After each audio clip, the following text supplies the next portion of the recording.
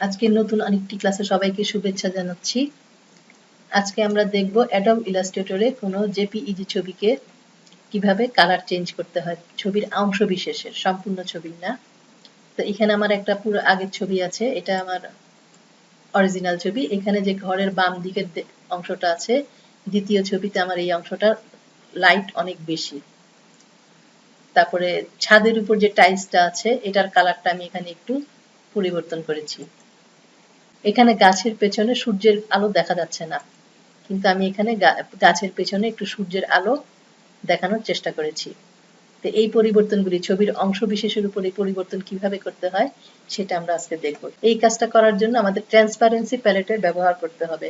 Transparency palette এটাকে বলে, এটা যদি এখানে স্ক্রিনে না থাকে আমরা উইন্ডো থেকে নিয়ে আসব। এটা ক্লোজ অবস্থায় এইরকম দেখা যাবে।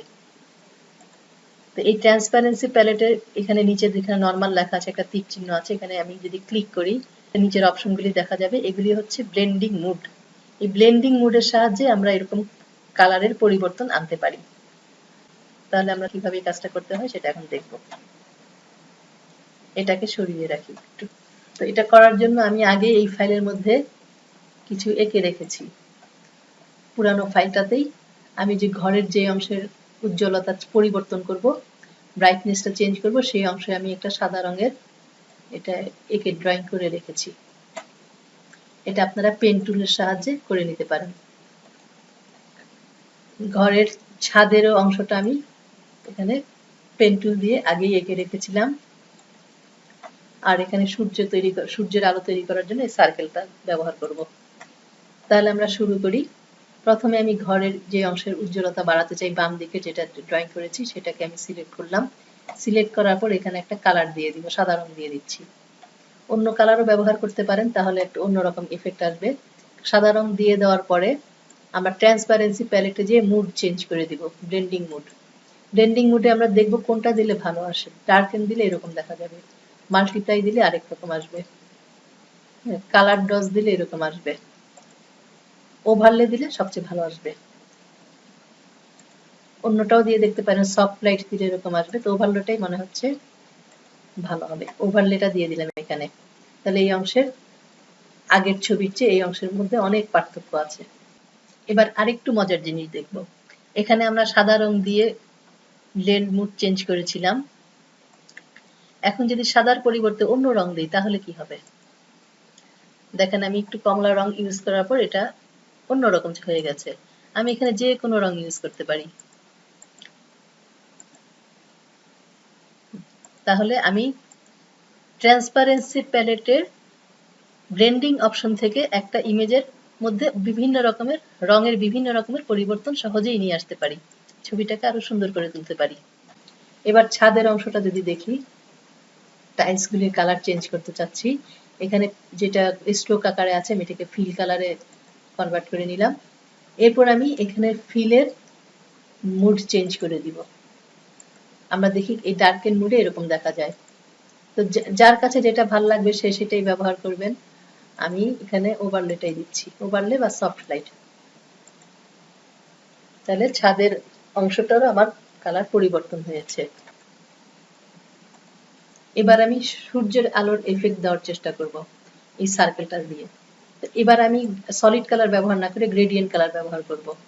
তো গ্রেডিয়েন্ট কালার ব্যবহার করার জন্য আমি গ্রেডিয়েন্ট টুলে ক্লিক করলাম, তারপর এখানে ক্লিক করলাম। এখানে দুইটাই সাদা কালার নিব,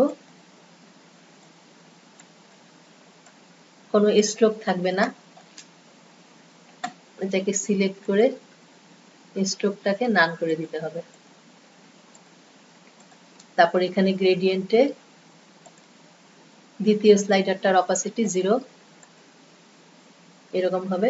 এখানে হলুদ কালার নিলে মনে হয় একটু বেটার আসবে, একটু ভালো লাগবে।